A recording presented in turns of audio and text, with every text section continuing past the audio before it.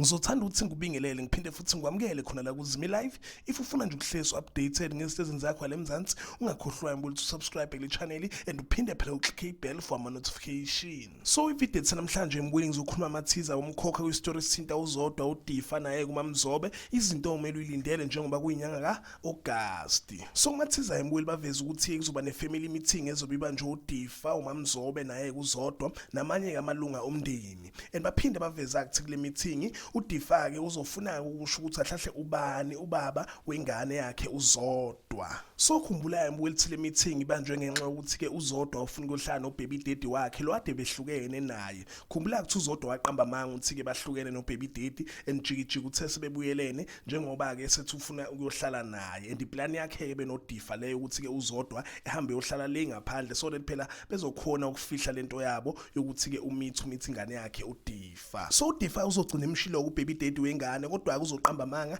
ngeke zesho ukuthi uyena uzosho ngathi ke umuntu amaziyo. Okunye baphinde bakuveza kumathiza ukuthi ke uMaMzobe uzozama ukuthe itholele yena ukuthi kahlahle ubani ubaby daddy. Okunye baphinde bakuveza ukuthi ke uDifa noMaMzobe bazophinda ke futhi bezwane and bazolala ndawonye. Okunye baphinde bakuveza kumathiza ukuthi ke uDifa uzotshela uMaMzobe ukuthi usenomuntu omusha and uDifa benayo uMaMzobe bazovumelana ukuthi kena uDifa uzomtshengisa ke umuntu wakhe omusha. Okunye kuphinde wavela ukuthi uDifa uzoba nengxabano noJJ and baphinde baveza futhi ukuthi uMaMzobe uzogcina ke etholile iqiniso ukuthi ahlahle uDifa uyena kwamithisa yena uZodwa. And okunye ukuphinde wavela ukuthi ke uZodwa benaye kumabusi bazobe bengakhulumisani ngenxa ke amanyala ayenziwe uye uZodwa naye ke uDifa. And baphinde baveza ke futhi ukuthi yena ke uZodwa benaye kuDifa bazofuna ukuexpose uMaMzobe nkathi kune family meeting. Angazi ukuthi buzobe emexpose ngani kodwa kuvela ukuthi ke uDifa benaye kuZodwa bazofuna ukuexpose yena ke uMaMzobe. Ngidlule phambili imbulo okunye baphinde bakuveza kumathiza ukuthi ke uDifa uzofuna ukushada yena uZodwa and baphinde baveza ukuthi uGabisile